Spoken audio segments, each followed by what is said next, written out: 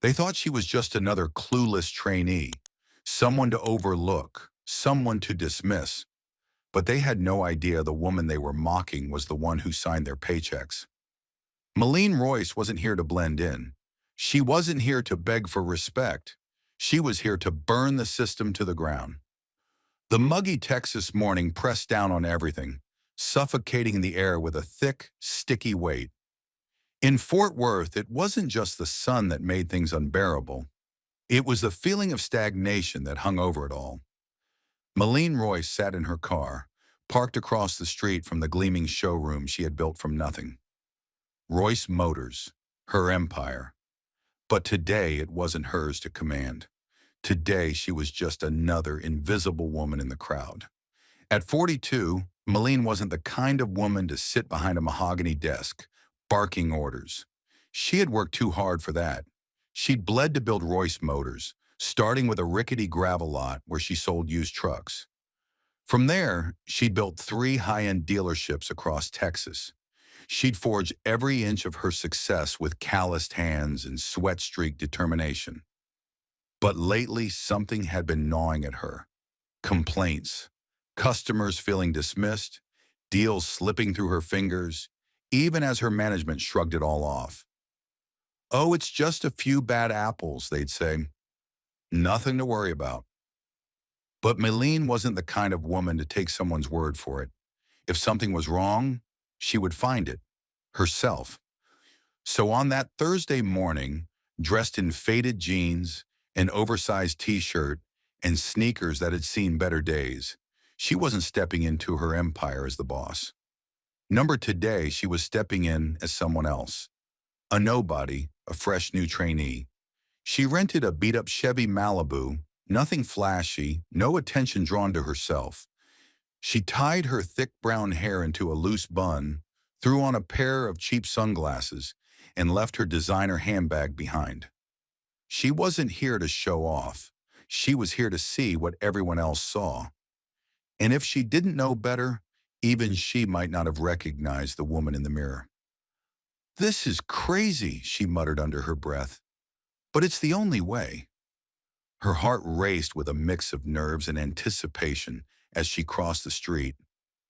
With every step, the cool blast of air conditioning hit her like a slap, but it did little to soothe the storm brewing in her chest. Malene Royce, the woman who closed million-dollar deals without blinking, was about to walk into her own business, unseen, unheard, invisible. Inside, the showroom gleamed. The sleek black floors glistened under the lights, and rows of polished Cadillacs, Lincolns, and Jaguars sat like trophies waiting to be claimed. This was the world she had built, luxury cars and high-stakes deals. But Malene barely had a foot inside when a man in a crisp blue suit looked up from his desk, sizing her up like she was just another cog in the machine. "Can I help you?" he asked, voice flat, disinterested. His name tag read Troy Stanford, Senior Sales Executive. Malene didn't flinch. "Yeah, I'm here to start training. HR sent me over." Troy barely looked at her. He let out a slow sigh, barely masking his annoyance, and then called over his shoulder, "Another one for you, Greg." From behind a glass-walled office, a balding man in his 50s shuffled out, exuding the kind of apathy only someone too comfortable in their position could muster.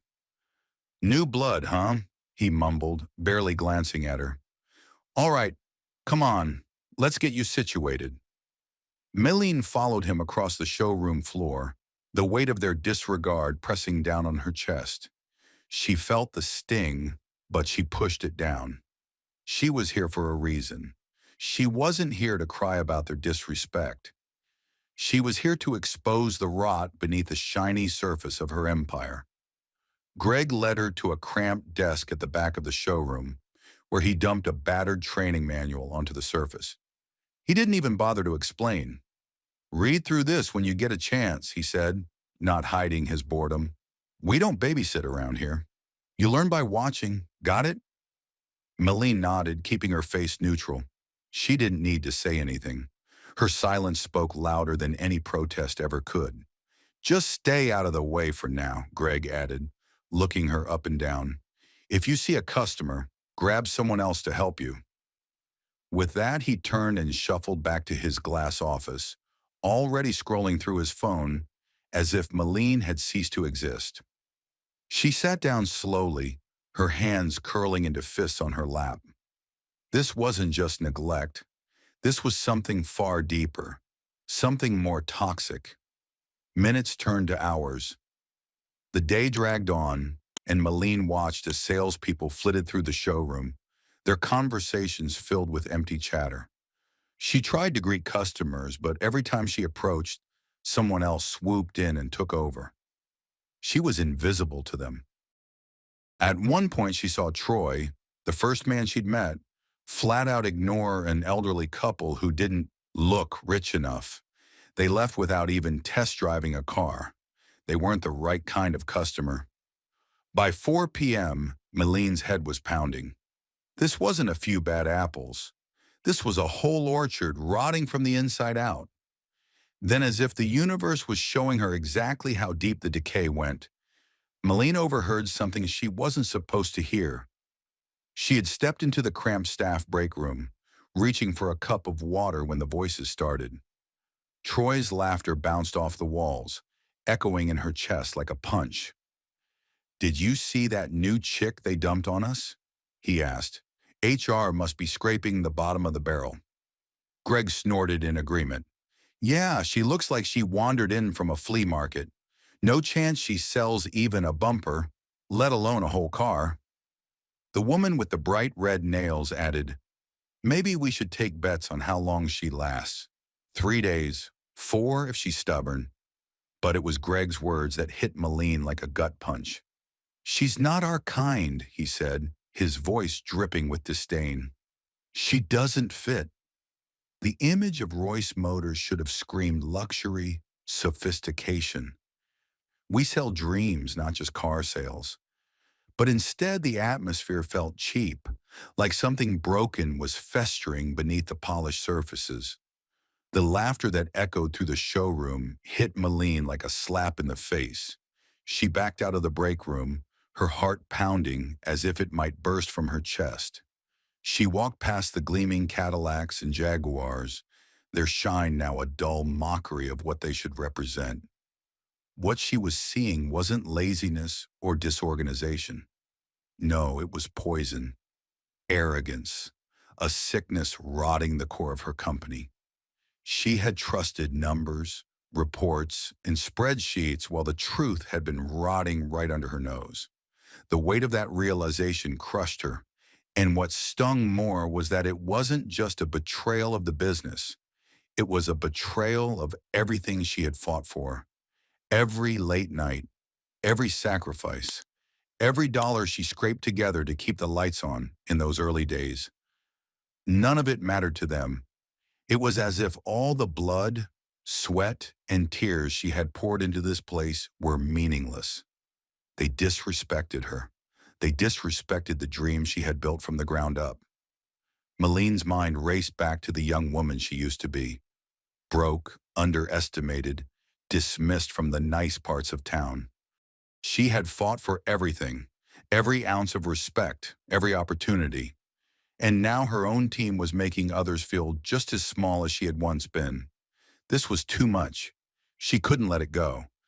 But if she acted rashly, they'd call her emotional, or worse, say she took things too personally.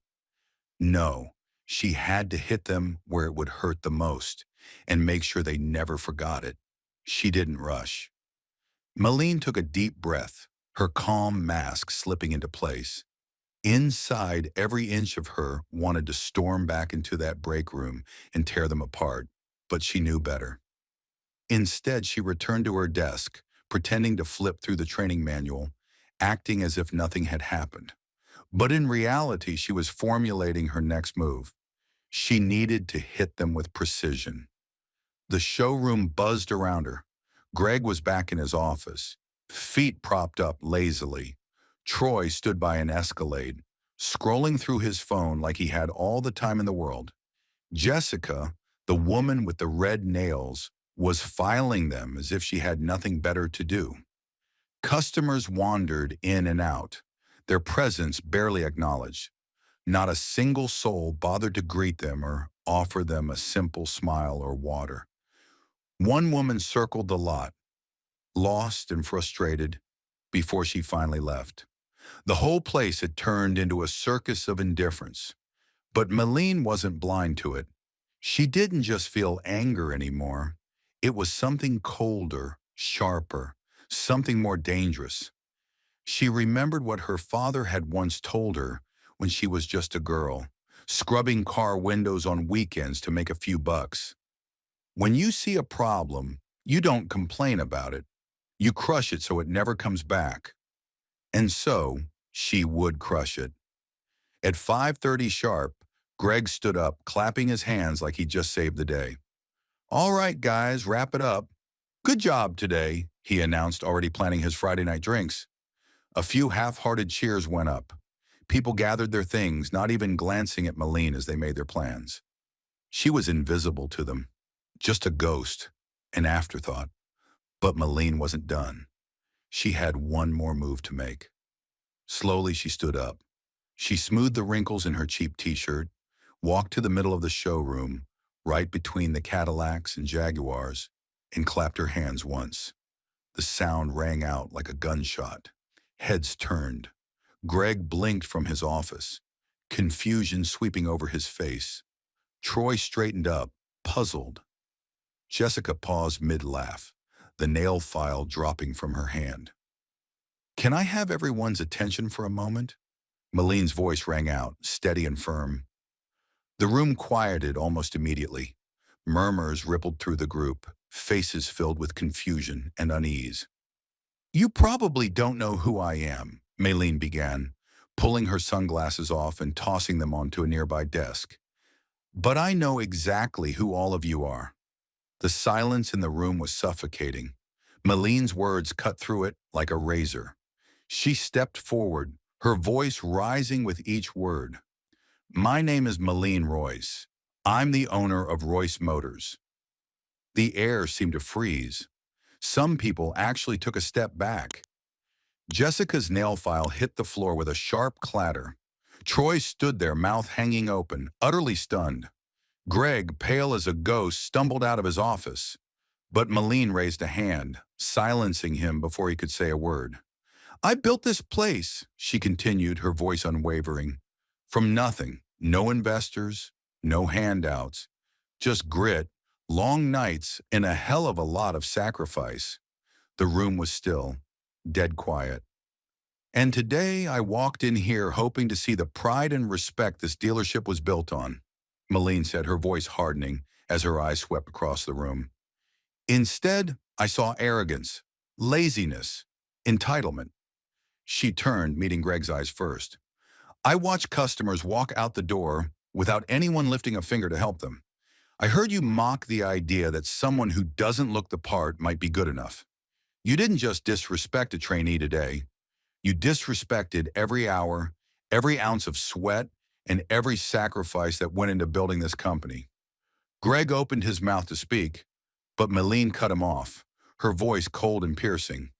"You," she pointed at him, "are supposed to lead by example.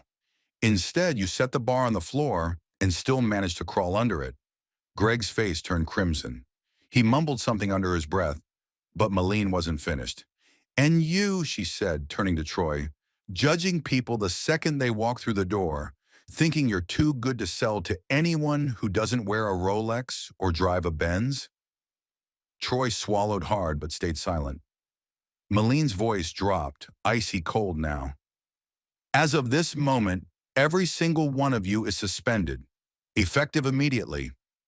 Gasps echoed through the showroom. Jessica clutched her hand to her mouth, stunned. Someone in the back muttered, "She's serious."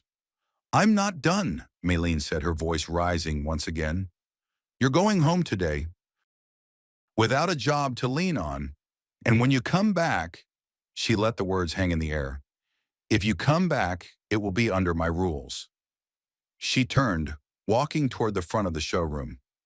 This company is about how you treat people. Every single person who walks through that door deserves respect. You never know who they are. Could be the janitor. Could be the CEO. Her words hung in the air. No one moved. Malene wasn't finished yet. The real test had just begun. The next morning, the showroom was like a different world. The usual laughter and cocky chatter were gone. The place was heavy with nerves. Half the team didn't show up at all. The ones who did stood like kids outside the principal's office, heads down, ashamed to meet her eyes. Malene stood at the center of the showroom floor again, this time without a disguise, just herself. She had spent the night drafting a new code of conduct, a set of rules that would leave no room for laziness, disrespect, or entitlement. "I'm not here to humiliate you," she said, her voice soft but firm. "I'm here because I believe people can change if they want to." Troy shifted on his feet. Jessica wiped her eyes, and even Greg, the old lion of the group, seemed smaller. Malene continued, "You have two choices. You can leave now, no questions asked, or you can stay. But if you stay, it's a new game. We work for the customer. We work for each other. We work like we're proud of the name on that building." She laid the new contracts down on the desk in front of them. "Read it. Think about it. If you sign it, you stay. If you can't live by it, there's the door." One by one, they stepped forward. Troy signed with a shaking hand. Jessica swallowed hard before she followed suit. Even Greg, stubborn as he was, picked up a pen. Malene didn't smile. She didn't need to. Maybe they would change. Maybe they wouldn't. But they would never forget this moment. As the day went on, things began to shift. A young couple walked in, nervous and out of place. Malene watched from a distance as Jessica approached them with genuine warmth, offering them water, answering questions with patience. It wasn't perfect, but it was a start. Malene turned away from the window, a small smile tugging at her lips. Her father's voice echoed in her mind. "When you see a problem, crush it so it never comes back." This wasn't the end of the story. It was just a second beginning. Sometimes the greatest damage isn't done through outright cruelty. It's in the quiet ways people fail each other. Respect isn't optional. Character matters, especially when you think no one is watching. If you find yourself in a place that's lost its way, be the one to remind people what truly matters. And if you ever feel small or dismissed by others, remember this. The world's richest lessons often come when you least expect them. Never underestimate the quiet ones. They might just own the building you're standing in. The story of Melanie Royce teaches us that true leadership is not about titles or authority, but about the way you treat others and the values you stand for. It's a reminder that respect, hard work, and integrity should always be at the core of everything we do, whether in business or in life. People will test your boundaries, and systems can sometimes breed entitlement and laziness. But when you face these challenges with courage and clarity, you can inspire change and hold others accountable for their actions. The real lesson here is that you don't have to accept the status quo. If you see something broken, have the strength to confront it and make things right. You may be the only one willing to step up, but your actions can create ripples that spark transformation in others.